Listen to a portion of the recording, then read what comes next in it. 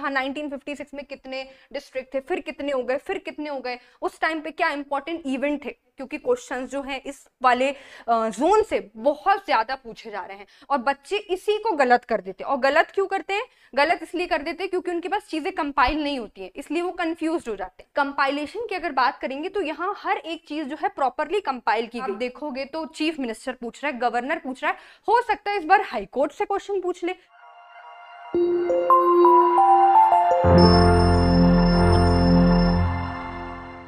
Hello everyone, hello aspirants, welcome to Selection Talk. Today I am here to discuss the strategy for the last moment कि भाई आप सभी को पता है 17 दिसंबर को आपका प्रीलिम्स जो है वो होने वाला है, यस और नो, और बहुत ही कम दिन बचे हुए हैं, इसलिए अपनी तैयारी को एकदम जोरों शोरों से बिल्कुल जो है वो स्टार्ट कर दीजिए। किसी भी तरीके की अब आपको गड़बड़ नहीं करनी है। ये बात है लास्ट मोमेंट की, मतलब आप लोग क्या क्या गलती करते हैं उन्हें नहीं करनी है, और किन किन चीजों को आपको करना है जिससे आपकी एफिशिएंसी एग्जाम के लिए यहाँ पे बढ़ जाएगी। तो यहाँ सबसे पहले हम बात करते हैं कि भाई आपके लास्ट दिन बचे हैं तो क्या करना है।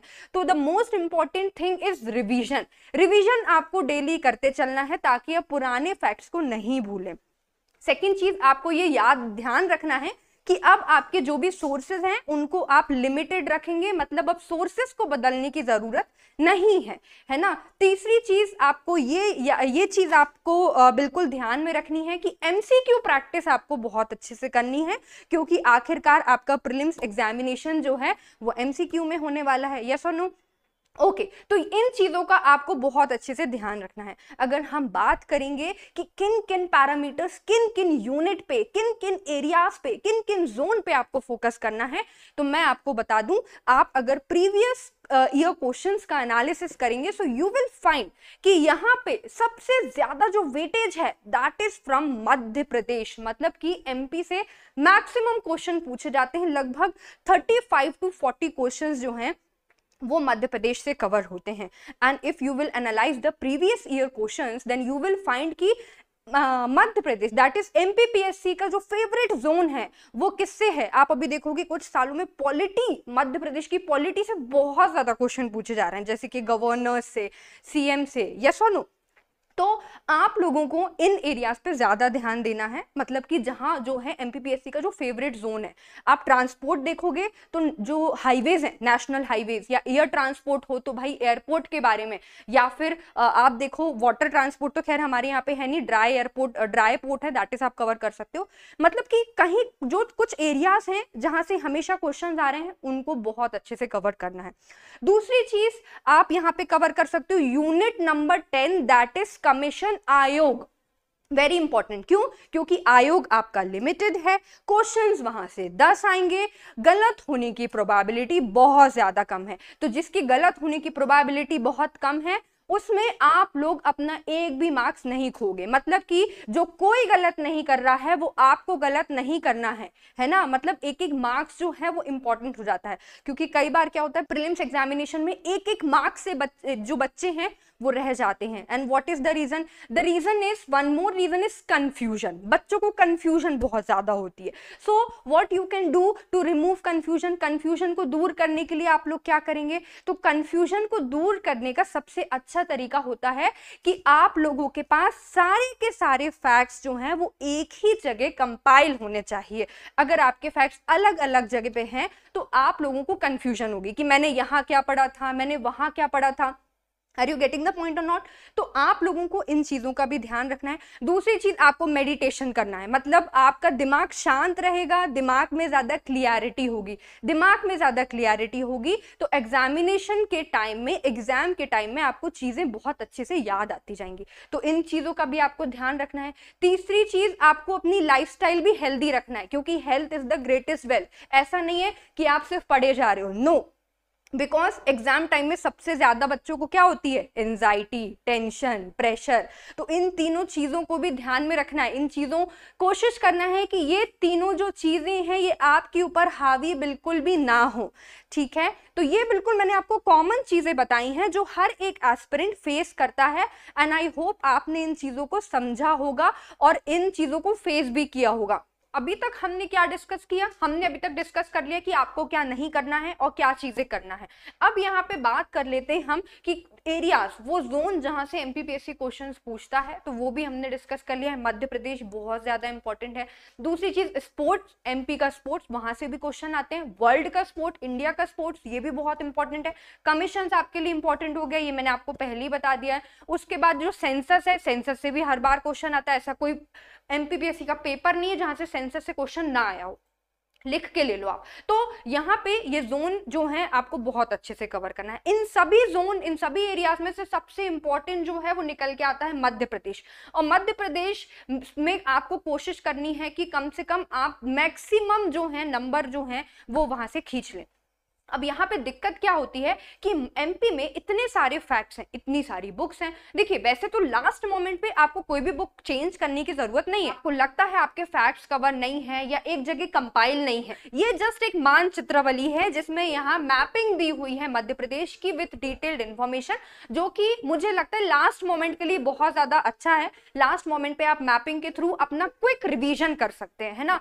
तो यहाँ पर हर चीजें जो हैं वो बहुत इजिली कंपाइल करके दी हुई है, वो मैं आपको यहाँ पे बता देती हूँ। जैसे अभी आपको पता है मऊगंज जो है नया जिला बना हुआ है, रीऑर्गेनाइजेशन ऑफ मध्य प्रदेश, मध्य प्रदेश का पुनर्गठन, है ना। तो जरूरी नहीं है वो नया पूछे, हो सकता है कि वो स्टैटिक पार्ट से पूछ ले। तो वो स्टैटिक पार्ट जो है यहाँ पे फ्लो चार्ट के फॉर्म में, यहाँ डायग्राम के फॉर्म में, सीधे मानचित्र के फॉर्म में यहाँ पे कवर करके रखा हुआ है।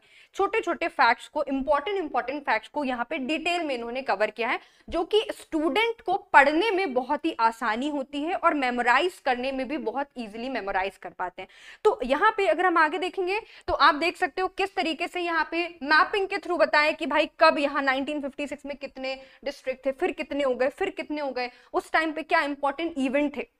तो ये सारी चीजें जो हैं बच्चे जो हैं इमेजिनेशन से जल्दी सीखते हैं। आज अगर हम पूछेंगे कि एप्पल कैसा दिखता है तो तुरंत हमारे दिमाग में आ जाता है, बट हम बोलेंगे एलियन कैसे दिखता है तो हमारे सबके दिमाग में अलग अलग पिक्चर्स आएंगे, यस और नो। तो पिक्चर जो है वो बहुत ज्यादा इंपॉर्टेंट रोल प्ले करती है। तो यहाँ पे आप देखोगे जैसे कि अभी इलेक्शन भी हुए तो कितनी सीट्स हैं भाई, एसटी के लिए कितनी है, एससी के लिए कितनी है, कहाँ कौन कौन सी है, इंपॉर्टेंट हो जाता है। तो ये सारी के सारे इंपॉर्टेंट जो है यहाँ पे फ्लो चार्ट में प्रॉपरली कवर्ड है, तो जो कि आप इजिली यहाँ पे मेमोराइज भी कर सकते हो इस चीज को, है ना।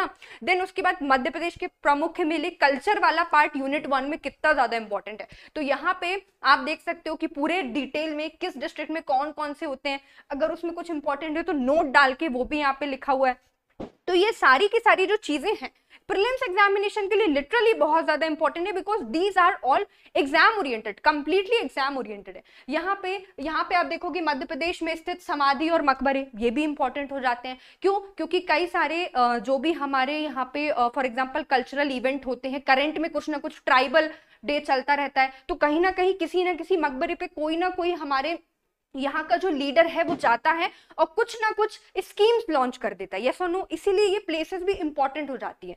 तो आप यहाँ से भी इसको बहुत अच्छे से कवर कर सकते हो। देन सबसे इंपॉर्टेंट होता है वाइब्रेंट, मतलब कलरफुल। यहाँ पे कलर में भी यहाँ पे चीजें ऑलरेडी हैं, तो वो भी आप लोगों को इजिली मेमोराइज आप लोग यहाँ पे कर सकते हो। पॉलिटी से बहुत सारे क्वेश्चन आते हैं, हो सकता है इस बार ना भी आए, मैं ऐसा नहीं कह रही हूँ कि हर बार, क्योंकि जोन तो चेंज होता रहता है ना, जोन तो चेंज होता है। लेकिन कंपाइलेशन की अगर बात करेंगे तो यहाँ हर एक चीज जो है प्रॉपरली कंपाइल की गई है विथ डायग्राम, विथ पिक्चर, ताकि भाई आप लोगों को पिक्चर भी पता हो। आधे से ज्यादा लोगों को तो पता ही नहीं होगा कि भाई यहाँ पे पट्टाभी सीतारामैया जी कैसे दिखते थे, है ना। तो ये सब चीजें जो हैं आपकी जो नॉलेज है, आपकी जो पर्सनैलिटी है, उसी को बढ़ा रहा है। ठीक है, आगे चलते हैं। आगे सेम चीज यहाँ मुख्यमंत्री को बहुत अच्छे से डिस्क्राइब करके बताया हुआ है, क्योंकि क्वेश्चंस जो हैं इस वाले जोन से बहुत ज्यादा पूछे जा रहे हैं और बच्चे इसी को गलत कर देते हैं। और गलत क्यों करते हैं? गलत इसलिए कर देते हैं क्योंकि उनके पास चीजें कंपाइल नहीं होती हैं, इसलिए वो कंफ्यूज हो जाते हैं। आगे हम यहाँ पे देखेंगे तो भाई उच्च न्यायालय, अगर अभी एमपीपीएससी आप देखोगे तो चीफ मिनिस्टर पूछ रहा है, गवर्नर पूछ रहा है, हो सकता है इस बार हाईकोर्ट से क्वेश्चन पूछ ले। तो जरूरी नहीं है कि आप वही पढ़ो जो पूछ रहा है, जोन भी चेंज होते हैं, इसलिए पढ़ना सब है। और वो सारी की सारी जो फैक्ट्स हैं, जो चीजें हैं, वो यहाँ बहुत अच्छे से कवर्ड है, आप यहाँ पे देख भी सकते हो। तो उच्च न्यायालय कब कौन से यहाँ पे जज बने हुए हैं, कितने टाइम में बने हुए हैं, किसका कितना कार्यकाल रहा है, कौन हाई कोर्ट के बाद सुप्रीम कोर्ट में भी गया, ये सारी की सारी जो चीजें हैं वो यहाँ पे बताई गई हैं। अगेन यहाँ कलरफुल तरीके से मध्य प्रदेश के प्रमुख खिलाड़ी, जैसा कि मैंने आपको बताया था, स्पोर्ट्स एमपी का बहुत ज्यादा इंपॉर्टेंट है और स्पोर्ट्स से कई सारे क्वेश्चन जो हैं हर बार एमपीपीएससी पूछता आ रहा है। क्यों? क्योंकि ये लोग ही हैं जो हमारे मध्य प्रदेश का, हमारे भारत का नाम रोशन कर रहे हैं। एमपीपीएससी के अलावा भी रोशन करने करने के लिए चीजें होती हैं वो है स्पोर्ट्स, यस और नो। अभी आपने देखा ही भाई वर्ल्ड कप, कितने सारे फैंस हो जाते हैं, ठीक है। चलो तो आगे चलते हैं। सेम यहाँ पे खिलाड़ी बताया हुआ है, किस डिस्ट्रिक्ट से कौन कौन से खिलाड़ी हैं, किस किस गेम से एसोसिएटेड है, क्योंकि गेम भी एमपीपीएससी पूछता है कि भाई ये खिलाड़ी कौन सा गेम खेलता है, या ये खिलाड़ी किस जिले से इसका संबंध है, ठीक है। फिर उसके बाद जनगणना, सेंसस, जैसे मैंने आपको पहले ही बोल दिया था, सेंसस से हर बार क्वेश्चन आता है कि नहीं आता है, हर बार आता है। तो यहाँ सेंसस भी डिटेल में कवर है, किस डिस्ट्रिक्ट में भाई सबसे ज्यादा एसटी पॉपुलेशन कहाँ है, एससी पॉपुलेशन कहाँ है, डेंसली पॉपुलेटेड कौन सा है, ठीक है। या फिर देखा जाए तो भाई विमेन का लिटरेसी परसेंट जो है वो मैक्सिमम कहाँ है, मेल का कहाँ है, ये सारी की सारी चीजें जो हैं यहाँ पे कवर हैं। और सबसे इंपॉर्टेंट और अच्छी बात ये है कि भाई मैपिंग में दिया हुआ है तो इजीली आपको ज्यादा दिमाग नहीं घुसाना है, पैराग्राफ में नहीं है तो आप भूलोगे नहीं, और इजीली आप लोग यहाँ पे जो है इस चीज को याद रख सकते हो। देन अपवाह तंत्र, नदियों की बात करें, geography is also very important part of, it also forms a very important part of Madhya Pradesh. Geography से भी काफी सारे क्वेश्चन पूछे जाते हैं नो डाउट। और यहाँ मैपिंग जो है रिवर की मैपिंग बहुत इंपॉर्टेंट है, क्योंकि ट्रिब्यूटरीज लेफ्ट है कि राइट है कैसे पता चलेगा, until or unless you know the map, until or unless you know the diagram, then only you will be able to correct then only you will be able to take the correct answer, है ना। तो ये जो है ये भी बहुत अच्छे से यहाँ पे बताया है। फिर सेम नदियों के बारे में, कौन कौन से उसके ऊपर आइलैंड्स बने हुए हैं, या कौन कौन से इंपॉर्टेंट मंदिर हैं, या उसके आसपास कुछ इंपॉर्टेंट इवेंट होता है, वो सारी की सारी चीजें यहाँ पे क्लियरली यहाँ पे बताई गई हैं। अगेन यहाँ पे उसी के बारे में है। ओके सो यहाँ पे जस्ट हमने बता दिया कि इस बुक के बारे में, अगर इन केस आपकी चीजें कंपाइल नहीं है so you can prefer this book no doubt. And all the very best for your prelims examination. आप लोग अपने प्रीलिम्स एग्जामिनेशन को बहुत अच्छे से दे, बिना कंफ्यूजन के साथ। लास्ट मोमेंट बचा हुआ है, रिवीजन करें, एमसीक्यू प्रैक्टिस करें, अपने दिमाग को शांत रखें, अपनी लाइफस्टाइल को हेल्दी रखें, ताकि लास्ट मोमेंट पे किसी भी प्रकार की आपको प्रॉब्लम ना हो। So all the very best to you, thank you everyone.